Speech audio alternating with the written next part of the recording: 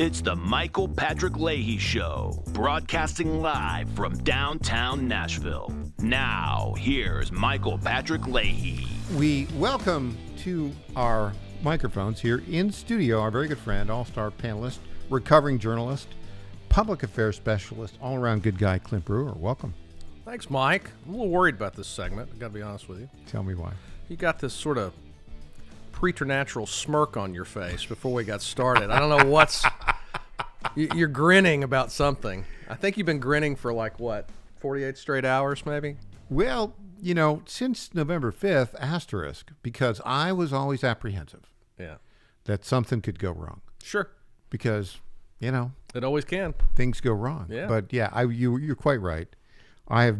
You described me as bubbly. Bubbly, today. Yes. Bubbly. Possibly no one in the history of bubbly or Mike Leahy has ever applied bubbly to you. It's probably correct. I'm very happy. Good. I have an overwhelming sense of well-being. How about that? That's great. As does the country. That's great. Right now. And I'll tell you, now you and I first got to know each other 8 years ago. Yeah. When you provided me excellent advice because we were launching the Tennessee Star. And I follow your advice. But the reason for me being bubbly is simply this. When we first met, I guess you'd say I was halfway through a 16-and-a-half-year journey. Right. Where I was one of many populist, constitutional, grassroots activists in America trying to restore our constitutionalism to our country.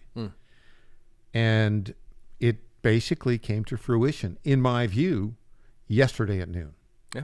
16-and-a-half years. So, yeah, I'm bubbly.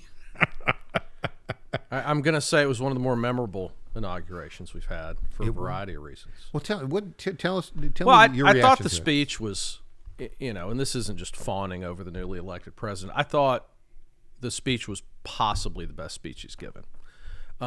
It shows sort of what he's capable of as an orator, in terms of, sticking to script. There was Which he did. There was no riffing, which is unlike him. But I thought it was a very well-constructed speech. I thought it was very well delivered. It was odd because the weather forced him inside. So a different look to the inauguration. I guess the part of it that has thrown the most people off, and I have a lot of thoughts about it, are the tech billionaires up on stage like they're part of the family. And I just think that the media in this country, the legacy media, have not caught up to the fact that the rules are changing. Right? There's it's not what it used to be. I mean, you wouldn't have in the 70s, 80s, 90s seen the heads of the four, broadcast television networks sitting up there. But effectively, that's kind of what you had yesterday. You had Elon Musk. I mean, they control the audience, right? And so it's just a different set of metrics. It's a different Washington, D.C. It's a different power structure, not because it's Republicans instead of Democrats, but just because the rules and the norms are shifting under everybody's feet. Yeah, exactly. You had Elon Musk there of X. Yep. Formerly Twitter. Mark Zuckerberg of Meta, Facebook. Right. And the head of Google and the head of Apple. Right. We're all there. Right. And I think that the CEO of TikTok was there as well. Yeah, and I mean, I wouldn't look at it just in terms of the audience, but in terms of American industry. I mean, those are other than TikTok, those are companies that were all grown and created in the United States, have created tremendous wealth, have us on the leading edge of technology in this world, Which is where we need something to be. that is, that's the next arms race is artificial intelligence. AI. It's all AI. And so I don't know that it's surprising. I mean, I think it's surprising to sort of traditionalists. I think it's surprising to members of legacy media who found it very unexpected. I even heard the word inappropriate this morning from some coverage.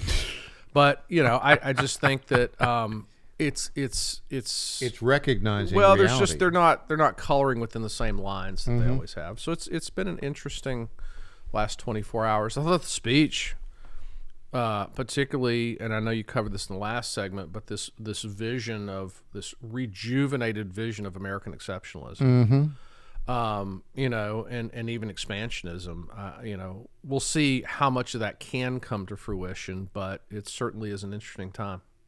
So the speech was written by one person, Stephen Miller. Right. And, you know, you're familiar with speech writing. And when you write a speech, to me, I think it is much better to have a single speechwriter than multiple speechwriters, because then you have the ability to have a consistent theme from the beginning to the end. What are your thoughts on that? I think that's exactly right. I mean, I've done it both ways. It's certainly more effective when you have one person doing it, as long as that person's dialed in. Now, if they're, you know, chasing shiny objects, then, you know, it doesn't necessarily work just by the numbers. But yeah, I mean, it was a very dialed in speech. I think it's dialed into what the American people care about right now. And I think it's dialed into the considerations the country's going to have in the future, particularly as it pertains to industry, as it pertains to growth, as it pertains to economics. Notice the word tariffs wasn't mentioned once in the speech. I think it was. I've heard a lot of reportage. I haven't looked at the transcript, but a lot of the reportage says it wasn't mentioned. The word wasn't used. Maybe the concept was alluded to. Well, let me tell you why I think it.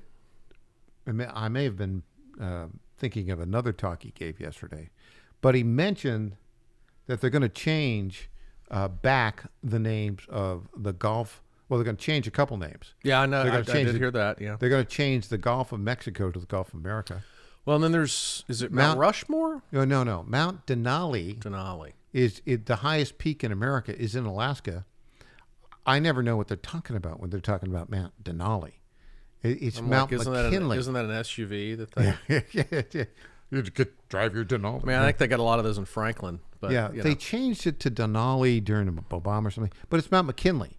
Oh, is that what it is? Yeah, and McKinley, of course, William McKinley was the American president famous for tariffs.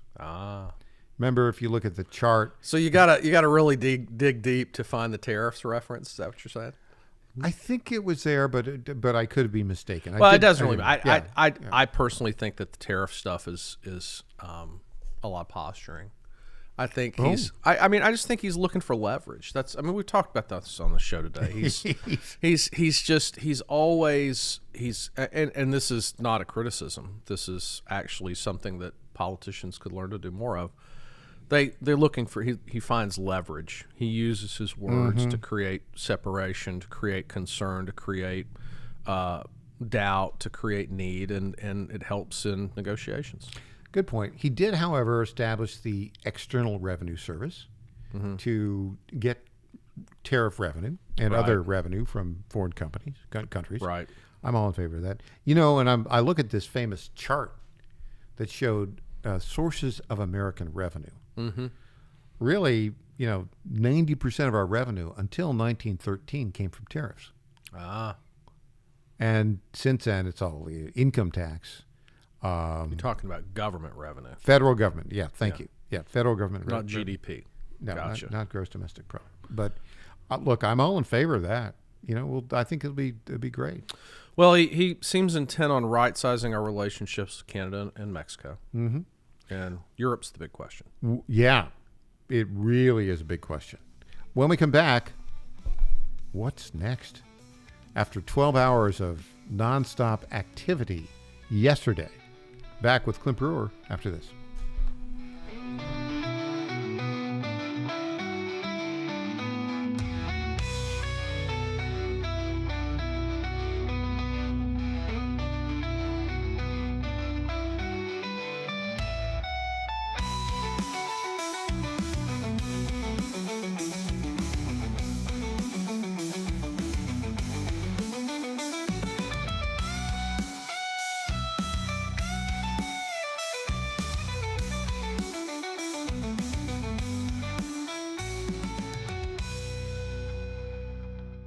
folks, John Fredericks here for Freedom Alliance. Veterans are still struggling with the wounds of war. They came home with injuries that changed them forever. The flag-burning troublemakers in our streets remind me how fortunate we are to have patriots who served and fought, sacrificed, and never complained. We need to support them through organizations like the Freedom Alliance. It's Military Appreciation Month and time to support those who serve. Freedom Alliance is caring for combat veterans and military families. Combat veterans fought in the worst, most dangerous places on earth. Freedom Alliance takes them to nature's most relaxing locations so they can heal. Freedom Alliance gives injured troops mortgage-free homes, new cars, and all-terrain wheelchairs. For wounded vets, there's nothing like the stability of your own home, the reinsurance of a reliable vehicle, or the independence of a wheelchair that navigates snow, ice, beach, pasture, or most any terrain. Let's fight for those who fought for us. Go to freedomalliance.org/Godzilla and make a monthly gift that will improve the life of a military hero. That's freedomalliance.org/Godzilla. Make a contribution today. If you're like me, most moms find it difficult to prioritize self-care. Hi, it's Colleen, Program Director at the John Fredericks Media Network.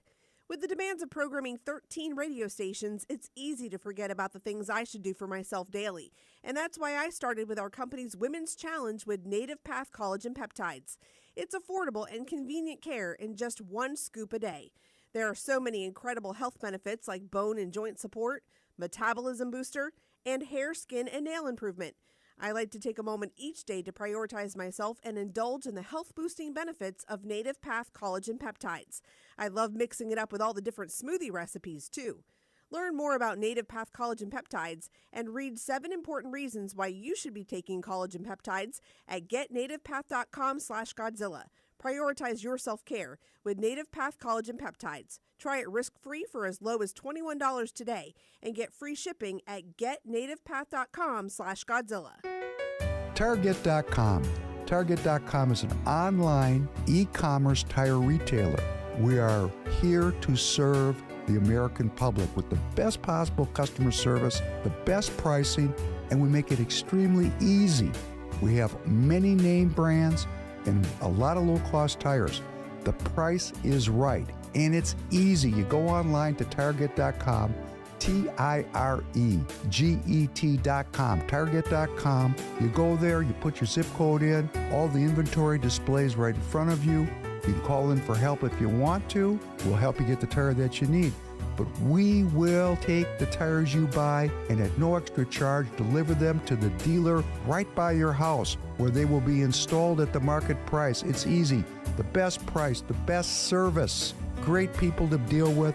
Thank you for going to Target.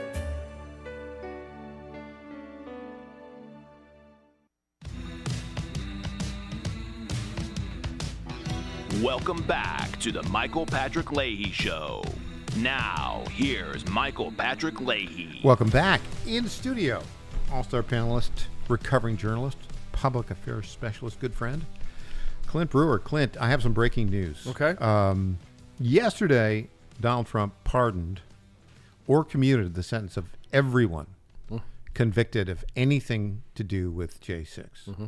There were 14 commutations and then over 1,500 full, complete, unconditional pardons. Our good friend Stuart Parks, who was convicted unjustly of 5 misdemeanors and was imprisoned unjustly for 6 months and got out in August, he got a full pardon. And we interviewed Stuart here in the first hour. We had some questions about Colton Maccabee.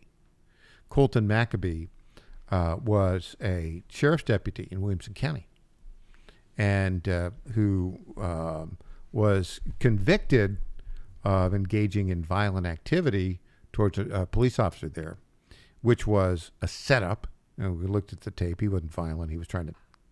It's a long story, but his wife, Sarah Maccabee, has been on this program and made his case. Very good news. Now, by the way, they hired a private attorney. Mm-hmm. They sold their house. She lost her house. They lost everything. Right. They lost everything. But let me just read this tweet from Sarah Maccabee last night. After 1,252 long, dark days of captivity, the walls of injustice finally crumbled, and the chains that bound Colton were shattered just as the clock struck 11:59 p.m. on January 20th. Colton Maccabee is now a free man, walking out with a full, unconditional pardon by President Trump. Promises were made and promises were kept. And then they linked to a story. We're going to do a story on this. But there's a picture.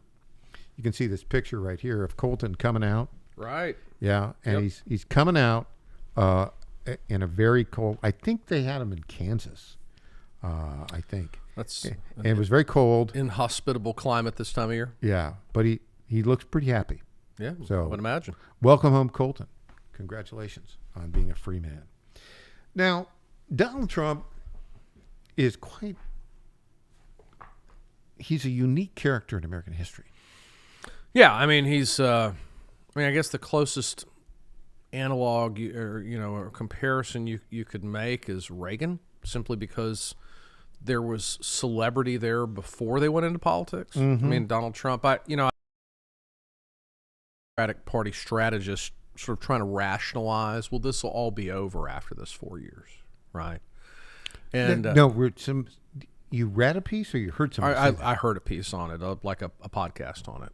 They were serious? Yeah, and the idea, here's the logic. So just for everybody to understand, This is not my logic. This is the logic. And I think it's partly right and partly wrong. They said, Donald Trump has been famous for 45 years, right? Like nationally famous, recognized. I mean, Art of the Deal came out in what, 92? So, I mean, he was on the Times bestseller list. He was all over New York tabloids in the 80s. Yeah, exactly. Yeah. So, I mean, he has been a famous American for the better part of 50 years, which is unusual. And then to have a person of that national notoriety, regardless of what you think of him, go into politics, that's not a formula, a riddle that the American political system was ready to solve. Like there was no answer to it, right? Like there was no answer in 15 and 16 in the Republican primary. He just completely changed the rules. Yeah. There were you can go back to those old primaries with stages, debates with however many people were up there, a dozen, and everybody would give sort of that standard answer, and then he would just go off. Mm-hmm. And so we haven't had a president like this. So the logic on the Democratic Party side is that this guy's an anomaly. We're not going to face this again. Once he's served this second term and is term limited, politics will resume as normal. Well, he'd be 82 at the end of his second term also. Yes. And so, but my point being, there's not another famous American, with 50 years 50 years of celebrity carrying him through things, waiting in the wings. And so, it'll be back to regularly appointed politician versus a politician, and back to sort of a standard set of contests. So that is some of the logic. That person really believed that. They appeared to, yeah. Oh. Huh. Like the movement may not survive, Trump exiting the movement. So I have a description of that kind of person. They're so stuck in 2018. Well, it was an Obama person. Yeah. Yeah. And so, but that, to be fair, most of the leading strategists in the Democratic Party are Obama people. Mm-hmm. And there really hasn't been a changing of the guard. When Trump got elected, there was a huge changing of the guard in terms of the strategist actually leading the Republican Party. Absolutely. And so, for instance, Chris LaCivita. No, absolutely. Chris LaCivita, very effective. Yes. But he was kind of in the weeds of like state and local politics in Virginia. But for a new years. way of thinking. Yes. And a new way of approaching elections. Yeah. And I mean, I think we talk about the differences in Trump, and in some ways he's a new, despite his age, in some ways he's a new creature in politics, as far as all of this predetermined and pent up celebrity. In other ways, he's a throwback, because I mean, we go back to the campaign and you look at things like driving the garbage truck and serving. I mean, serving. At McDonald's. Serving from McDonald's, Yeah, right? yeah. And I mean, just. I mean, that's like a whistle stop tour type stuff, right? It's like political. It's imagery. You know? say those things, and most people reacting like I do. They smile, they laugh. Well, and but they that's say, the point, isn't it? and Yeah. that's the point is that he actually can do things like that. I mean, he actually has the personality where he can do that, and so he's a very different politician, and Washington's still trying to figure out what to do with him. I mean, they still are, particularly the media. All I've heard this week since the inauguration yesterday has either been just a sort of recitation of what was said and some nominal reaction, or just over the top media outrage at who was on stage. And he's still talking about Greenland. How can he? Well, people have been talking about getting Greenland for like 100 years. Since 1867. Seward apparently wanted to get both Alaska. I've talked to Secretary of State William Seward from Right. Auburn, New York, Right. who was the Secretary of State then. He bought Alaska from the Russians for $7 million, and they called it Seward's Folly. He wanted to buy Greenland Right. from Denmark, but couldn't get the deal done. Well, and so it's so funny. I think what it shows is how incomplete people's grasp of history is in the current in newsrooms today. How That now you're being kind. well, just being You are being truthful. kind. I'm being truthful. Yeah, but it's like they know how to Well, show up. but and to act like that the Greenland thing is some idea out of that he just pulled down out of the stratosphere and made up. This has been an idea in American government this is the 3rd century it has been discussed. yeah, yeah. So he's very different. He has a grasp of history that most reporters don't understand, and I think he's going to continue to confound them all the way through these 4 years. Isn't that fun to think about? Well, and I think there's an opportunity to be hugely successful in these 4 years and more disciplined. You framed it properly. Key elements. There is an opportunity to be hugely successful and more disciplined. Yeah. That's the key, right? Because they say, let Trump be Trump. That's true. But occasionally, might get a little bit off course. Got to get, redirected Right. a little bit. But he's got his team around him and the way he interacts with his team. This time around, let's think about who he's got. We have a new Secretary of State just sworn in this morning. Yes. Marco Rubio, but unanimously confirmed in the Senate, 99-0. Marco Rubio is a very sharp guy. Yep. Very sharp guy. You've got a Secretary of Treasury, Scott Bessent. Man, that guy is smart. Yeah, he's He knows. genuinely intelligent person. Yeah, very smart, and he's a billionaire, right? He learned at the feet of George Soros. Right. How to? Okay, so smart guy there. Doug Burgum, Secretary of Interior. Very solid, very smart guy. Right. I mean, he's got a team. And the thing about Trump is nobody should underestimate. Trump listens to people. I mean, if you have some expertise or if you're just an average person and you have the opportunity to talk with him, he intently listens to what you say. And I'll say this. I'm going to make this prediction. I would like it noted that I correctly predicted the national championship in football, including who the 2 finals would be. I said Notre Dame was going to be in there. I think you are going to see this White House in a way that the last Trump administration didn't do, possibly couldn't do. I think you're going to see a very quick turn after some initial things are done, and you're going to see a focus on the midterms. Yeah, I think you're exactly right. We'll talk about that and more when we get back. I'm Michael Patrick Leahy. He's Clint Brewer.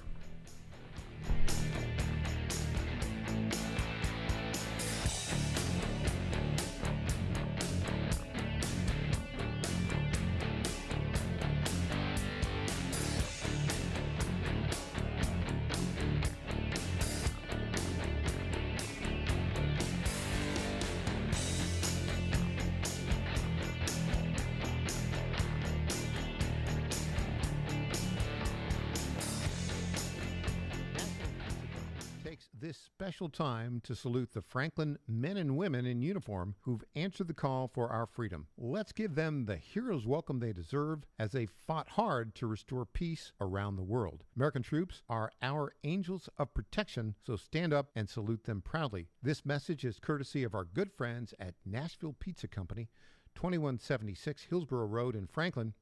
They're always working to keep our community moving in a positive direction. I want to say a few words about our friends at the Nashville Pizza Company, 2176 Hillsborough Road. The Nashville Pizza Company in Franklin reminds us that the current economic times have been tough on many families in our area, and many are finding it hard to make ends meet. Your donations of clothing or canned goods can make a difference for a family in need. During this holiday season, give from the heart so others can have a new start. That's courtesy of our friends at Nashville Pizza Company, 2176 Hillsborough Road in Franklin. They are always working to keep our community moving in a positive direction. My fellow Americans, my good friends, I've known them for a long time, at D.T. McCall & Sons have the deal of a lifetime for you, and nobody knows deals like I do. That much I can tell you. Nobody knows deals like I do. The lumber yards, they can hit you with hidden charges for up to $200 extra. They'll charge you for cords and hoses and haul-offs. Your money goes all over the place and out of the state, and most importantly, out of your pockets. How do they get away with that? I don't know how they do that, but on day one, if you buy from McCall's, we are going to stop the hidden charges as soon as you buy it. D.T. McCall & Sons has locations in Lebanon, Carthage, Lafayette, Cookeville, and Franklin, and they have been family-owned in Middle Tennessee for over 100 years. Head to one of their stores today or check them out at dtmccalls.com. You're going to love it, believe me. Hey there, Impersonator McGill, not endorsed founder by Donald and Trump. CEO of the Glock Store. As a proud sponsor of this show, you may have heard Michael Patrick Leahy mention us a few times over the past 4 years. But today, it's me on the radio telling you how pleased we are to be associated with Michael Patrick Leahy and his dedication to the highest levels of professional journalism. Michael Patrick Leahy has been threatened with jail time in bringing the true facts about that Nashville Covenant shooting to his listening audience. Michael Patrick Leahy, you keep doing what you're doing, and we here at the Glock Store will keep sponsoring your show for the good of Nashville and the entire country. And I'm personally inviting all of your listeners to come visit and shoot at the Glock Store. It's where Michael Patrick Leahy learned to shoot a gun for the first time and where he bought his own personal Glock 19. I'm Lenny McGill, founder and CEO of the Glock Store here in Nashville, just minutes from the airports, worth the drive from anywhere, and a proud sponsor of Michael Patrick Leahy and the Tennessee Star Report. Welcome back to the Michael Patrick Leahy Show. Now, here's Michael Patrick Leahy. Welcome back. In studio, also our panelist, good friend Clint Brewer. Clint, you and I were talking a little bit about how the Democrats have not been able to recognize that the world is very different in 2025 than it was 2018 or, a few years before that. I'm going to play a clip here for you. You can watch it up in the monitor if you'd like, and you can listen to it. This morning, Elise Stefanik, Republican from upstate New York, who has been nominated to be the ambassador to the United Nations, they're holding confirmation hearings. And this low IQ Democrat senator, Chris Murphy from Connecticut, is asking her a question. Remember, she's going to be the ambassador to the United Nations. That's what the nomination is for. Right. We're going to play some of this questioning from Murphy to Stefanik. Let's play that right now. Clip 27. What do you think of Elon Musk, perhaps the president's most visible advisor, doing 2 Heil Hitler salutes last night at the president's televised rally? No, Elon Musk did not do those salutes. I was not at the rally, but I can tell you I've been at many rallies with Elon Musk, who loves to cheer when President Trump says we need to send our U.S. space program to Mars. Elon Musk is a visionary. I'm looking forward to his work in DOGE, the Department of Government Efficiency, and look forward to looking how we can be more efficient and effective, but that is simply not the case. And to say so is the American people are smart. They see through it. they support Elon Musk. We are proud to be the country of such successful entrepreneurs. That is one of our greatest strengths as Americans. Let me share with you what a few Americans have said about it. Evan Kilgore, a right-wing political commentator, wrote on X, "Holy crap, did Elon Musk just Heil Hitler at the Trump inauguration rally? This is incredible. We are so back." Andrew Torba, who's the founder of the right-wing Christian nationalist social platform Gab, said incredible things are happening as he amplified the visual. The Proud Boys chapter in Ohio posted the clip on its Telegram channel with the text "Heil Trump." A chapter of the white nationalist group White Lives Matter posted it on Telegram. "Thanks for hearing us, Elon. The white flame will rise again." I could keep going. Over and over last night, white supremacist groups and neo-Nazi groups in this country rallied around that visual. Does it concern you that those elements of the neo-Nazi and white supremacist element in the United States believe that what they saw last night was a neo-Nazi salute? What concerns me is these are the questions you believe are most important to ask to the UN ambassador. Okay, let me just stop there. Clint. Yeah. You know, you sort of looked at me with skepticism when I said this was a low IQ Democrat senator. Well, but I don't know about on. skepticism. Look, it's that's playing the game, right? I mean, he's trying to get some of these hearings are not really designed to, at least from the opposition side, they're not there to actually vet the candidate. No, right? I mean, to make some sort of stupid point. And it goes both ways. I mean, when we've seen Democratic presidents in power, we've had Republican senators ask questions that aren't really designed to vet anyone's capabilities or ability to job. They're just trying to get the talking point of the day out there and get the sound bite, which he got the sound bite, right? And so, yeah, I mean, it's just kind of a sideshow. So, yeah, I guess this is sort of my point. He thinks that soundbite matters. Yeah, I know that is what is being discussed on the left today is whatever it was Elon did. I've seen it. I still don't really understand what he was doing, with the hand signal. It was like, I'm giving my to you. It just seemed like effusive. It seemed silly. It didn't occur to me when I looked at it that it was some kind of fascist salute. Well, that's because you weren't looking for it. Well, I just didn't think about it, right? No, like I did, and then other people, on the left are bringing it up, and frankly, people are seeing in it what they want to see, right? So people on the far right, far too right for me, far too right for most Americans, which he recited these groups. They're seeing what they want to see. People on the far left are seeing what they want to see. The vast majority of Americans are in the middle just trying to get to work and pay their bills. Yeah, exactly. Which I think is where we're headed with so much of this discussion is, right. Let's focus on people's day-to-day lives and not self-author what, Elon Musk being a little crazy at a rally looks like. I mean, I don't know. You're worth, whatever he's worth. $200 billion or whatever the number is. Well, but there's both far ends of the spectrum going, see, we told you. And how silly all that is. Most people are just, it didn't even register. But again, the regime media, anybody that takes that clip and runs with it, they're basically, by making that an issue, they're demonstrating how disconnected they are from the world. Well, they are, and they're also looking for clicks. I mean, that's what that's about. Is that it's constant outrage, and I just don't know that this second Trump White House is going to feed they're not constant outrage. Yeah. I don't. There you go. An example on the CBS Evening News last night. They spent 6 minutes melting down over retired General Mark Milley's painting being taken down from the Pentagon. That they called it an affront to the men and women in the military who believe in character, judgment, and obeying only lawful orders. Asterisk, he was pardoned yesterday morning. Right.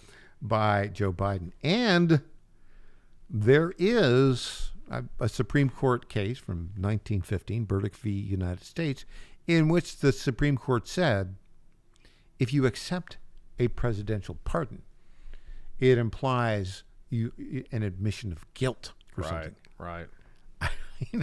They have lost the melody. They've lost the theme. And that's the thing. I mean, I think that I've gotten to where I get most of my news from podcasts and email newsletters. You like podcasts, you like email newsletters. Yeah, but you don't get unlike I get an X. I would say that you get X. You use X. Yeah. I mean, my whole show prep, by the way, just has changed in the past year, because now X is the best place for show prep. Yeah. I mean, boom. It is. And I think that we talked off the air. I think another platform that has emerged in the last year strongly is something that's been around for a while called Substack. Yeah. I've taken to subscribing to newsletters there. Oh, hey. Well, there we go. Okay. Yeah, that was CBS trying.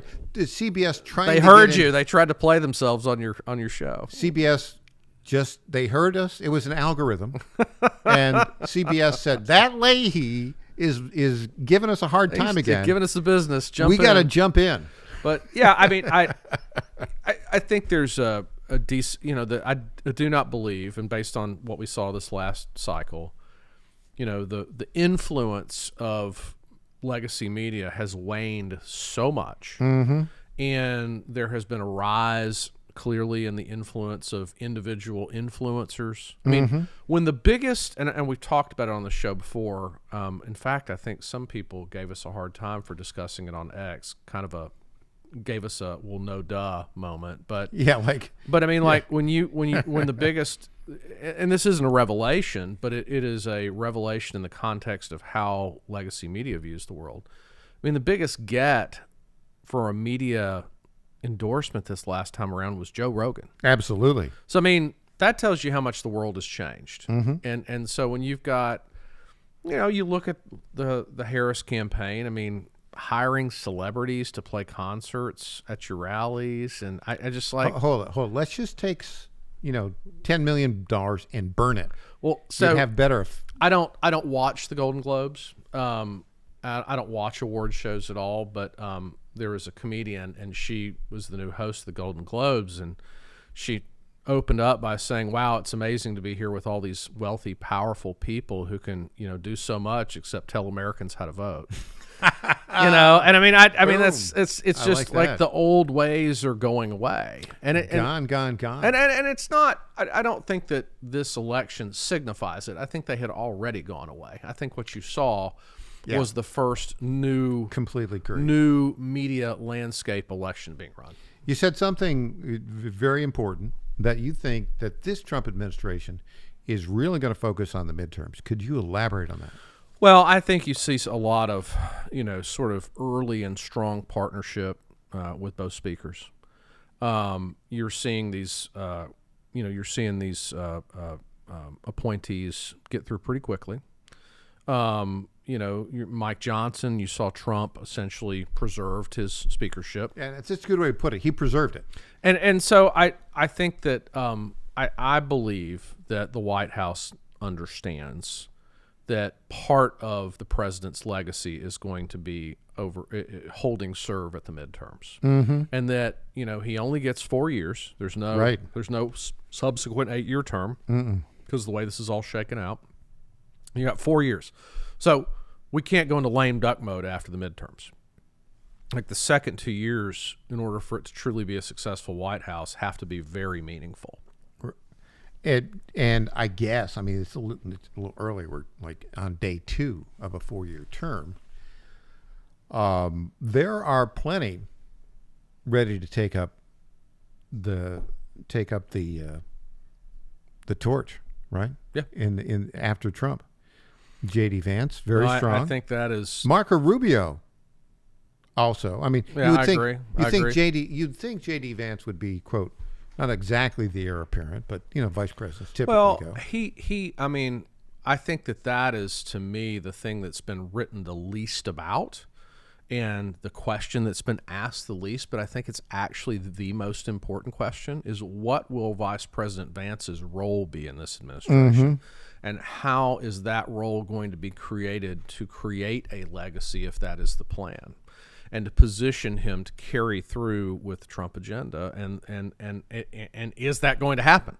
And I think that's the biggest question. This will all play out. Although this morning, I mean, he swore in Secretary of State Rubio. Clearly, they want to have him front and center. Yeah, right, as they should. And he was extraordinarily effective in the debates, and also extraordinarily effective stylistically, right, in dealing with the regime media. I mean, you want to take a class on how to deal with regime media? Just watch any interview. Well, both of them. Yeah, both of them. Both of them. Yeah, and that is the new, they're sort of the new model, right? And they're what a, Trump-style politician 2.0 looks like. I mean, during the campaign, Vice President Vance had this long-form interview with the New York Times, one-on-one with a reporter. And they packaged it up and broadcast it over their podcast channel. And I mean, the reporter was ill-equipped to deal with Vice President Vance. And I mean, she intellectually could not keep up. Couldn't keep up. When we come back, Clint, it'll be time for this will be the very first news potpourri in the Trump administration. Okay. Because we just kept with the speech yesterday. News potpourri when we get back.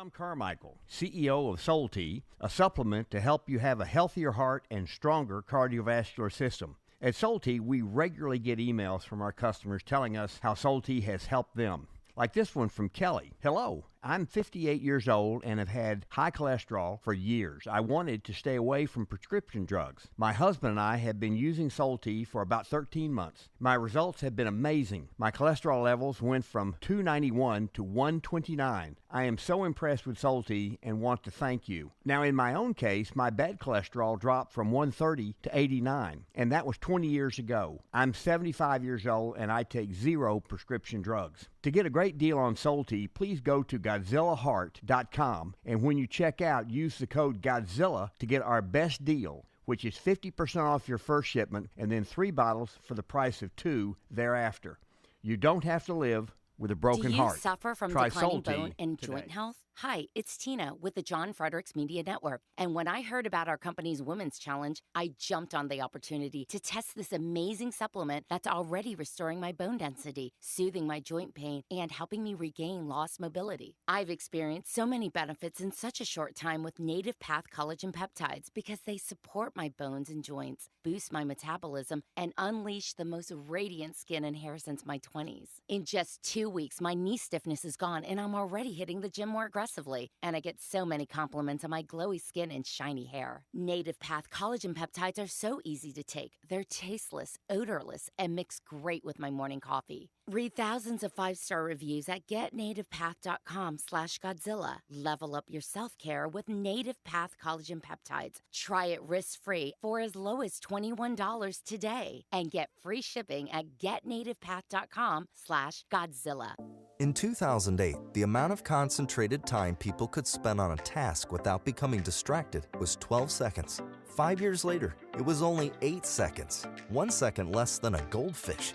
If you're often distracted or have trouble recalling information, you're likely to fall behind in the demanding, fast-paced 21st century. In other words, brain performance is more critical now than ever. Boost your brain power with Healthy Cells Focus Plus Recall. Science-backed nootropics to help you sharpen focus, concentrate longer, enhance recall, improve mental speed, learn rapidly, and be more alert. It's a pill-free brain supplement made with maximum absorption ingestible gel technology, designed to feed your brain at the cellular level. Take it for a test drive. Go to healthycell.com and use code GODZILLA for 20% off your first order of Focus Plus Recall. That's HealthyCell.com. Code GODZILLA for 20% off. Welcome back to the Michael Patrick Leahy Show. Now, here's Michael Patrick Leahy. Welcome back to the Michael Patrick Leahy Show. All-star panelist Clint Brewer in studio. Clint, it's that time of day again. It's time for News Potpourri. This is a portion of the program where we talk about those stories that have are of note, don't necessarily merit a full segment, and have a touch of irony. We're going to talk a little of sports here. Okay. We're both big Tennessee Volunteer fans. Yep. You're a bigger fan than I because you attended. Yes. But having lived in the state of Tennessee now for 33 years, I am a Tennessee Volunteer fan. We appreciate that. We welcome you, Mike. Well, you're a welcoming kind of state here. We are for a long time. I feel better about the Tennessee Volunteers football team now after watching Ohio State. Ohio State Stomp destroyed the heck out of everybody the entire way through. The first one, I thought Tennessee would beat Ohio State. Yeah, the way that Ohio State had been playing, yeah. But I mean, it's a tournament now. It's a tournament, right? We can call it playoffs, but it's a tournament. So all you got to do is get in and get hot, and boy, were they? I think they've got a terrific offense. They've got what's their payroll? $20 million. It's the biggest payroll in college football. So they should have won the national championship. Well, it's a semi-pro league now. They also brought in Chip Kelly to be their offensive coordinator. They pay him like $6 million a year. Yeah, he's probably worth every penny of it. Oh yeah, because they were fantastic. I mean, they destroyed Tennessee. They destroyed everybody. There wasn't a close one. There was not a close game. I mean, they destroyed Oregon. I think Oregon only beat them by a point during the regular season. When they went out to Oregon. Long trip. They easily beat Texas. Yes, 28-14. They were up 31-7. 31-7 over Notre Dame. Yeah. I mean, that was a thumping. Now, the final score 34-23. So Notre Dame didn't quit. And I thought Notre Dame played well. Mm-hmm. But Ohio State, that collection of $20 million of players, they were really good. Well, and I think you're going to see, I won't go so far as to say there's going to be an asterisk beside this national championship, but I do not believe that the current system of NIL is going to be allowed to continue. Really? Yeah. You see what do you see changing? It's going to have to be regulated in some way, shape, or form. I do not believe that. By what authority? Well, that's a great question. That's where I was headed. I do not believe the NCAA has either the brain power or the authority to regulate it. Name, image, and likeness. That whole idea was approved by the United States Supreme Court. I know. Right. And so I think you're going to have to look at it in the same way that a professional sports league is organized. It is look, I think like, for example, is there a salary cap? Yeah. Right? I mean, like, you're going to have to institutionalize some controls to participate in the conferences and the leagues. Asterisk. I mean, the NFL is like one big socialist oligarchy of billionaires. Yep. And they basically have structured it. It's impossible to lose money as an owner of an NFL team. It is not impossible to lose money as a member of the NCAA. Yeah, exactly. And I think that, look, I'm not saying that these kids shouldn't be getting paid. I'm glad they're getting paid. I think they should be getting paid. But, it's I think you're going to see a pretty quick pivot because, for example, these smaller states, how are they ever going to be competitive? I mean, Ohio is a pretty big state. How are smaller state schools ever going to be competitive? There's only so many people in the state. There's only so much money to be had. I think you're looking at a Major League Baseball, Yankees heyday kind of situation. That's a very good point. Payrolls are so big, too big to fail. The NFL is socialist in the sense that every team shares in the television revenue. That's right. In baseball, as you know, each local team would get their local media sales, which meant the Yankees got more money than anybody else. Right. Okay. Now, let me just turn a little bit to the south, to the University of North Carolina, where Bill Belichick is the head coach. Right. I guess they're paying him $5 million a year. But he is going to basically professionalize college football. And I think he's looking at like NIL is in here. That's the deal. And it's basically we're just doing 1-year deals for everybody. Right. You know? Right. And I mean, I think somebody joked about this on X, but I mean, I think you could stand to see how long is it going to be until we get commissioners for each of these sports? Good point. I mean, you know. Speaking of football, NFL, I was surprised that the Lions were thumped by the Commanders, but I think it's that their quarterback, Jalen Daniels, was fantastic. Yeah. And Jared Goff didn't have a great day for the Lions. No. And sad to see Hendon Hooker bumped off the playoff roster, put down to third on the chart. They brought in a journeyman who I think had been coaching high school Bridgewater. football. Yeah. So unfortunate for Hendon Hooker. So that's a very good point. Very good point. So now we've got the Buffalo Bills from my home area. Yeah. Against the Kansas City Chiefs. It's going to be at Kansas City. And then you got the Washington Commanders against Philadelphia. You got any picks for us there? I'm going to go with KC and who's playing the Commanders? Washington and Philadelphia. Philadelphia and KC. Yeah. So it'll be a repeat of a Super Bowl a couple of years ago. I think so. Saquon Barkley's going to be hard to stop. Well, you know, let me just take a little counter. We ought to put a little wager on this. Okay. I'll go for my home Buffalo Bills over Kansas City. I'm making that pick with my heart. Yes. Not with my head.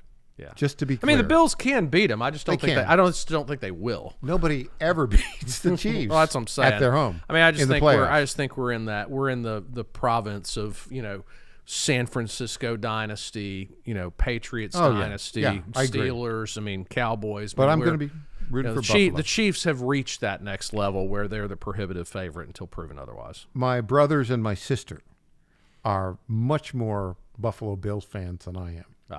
And so for their happiness, I want the Bills to get in the Super Bowl. It takes a special kind of really good person to be a Buffalo Bills fan. It does. There's very little reward there over the years, and a lot of heartache. 0-4 in the Super Bowl. Yeah. I think the Commanders will upset the Eagles because this Daniels guy is fantastic. Yeah. Well, and on that note, Clint, thanks so much for joining us. Thanks for having me, Mike. I enjoyed it. Day 2. Lots of fun. Of Trump 47. Let's see what comes. Up next, Rob Carson. I'll be back tomorrow morning at 9 o'clock. I hope you have a great day. Go to TennesseeStar.com, Tennessee Star, to read all of our stories.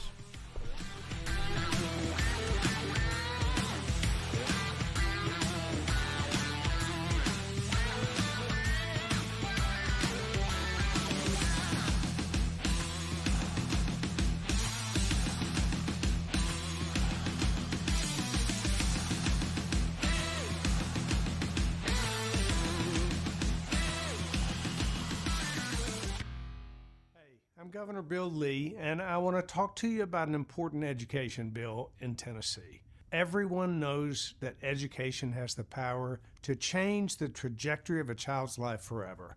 And anyone who's raised a child knows that each one's different in their educational needs, and their learning styles, and their talents. The fact is, parents know their own children best. They know what's best for their education and their future. That's why I'm here to talk to you about Tennessee's Education Freedom Act.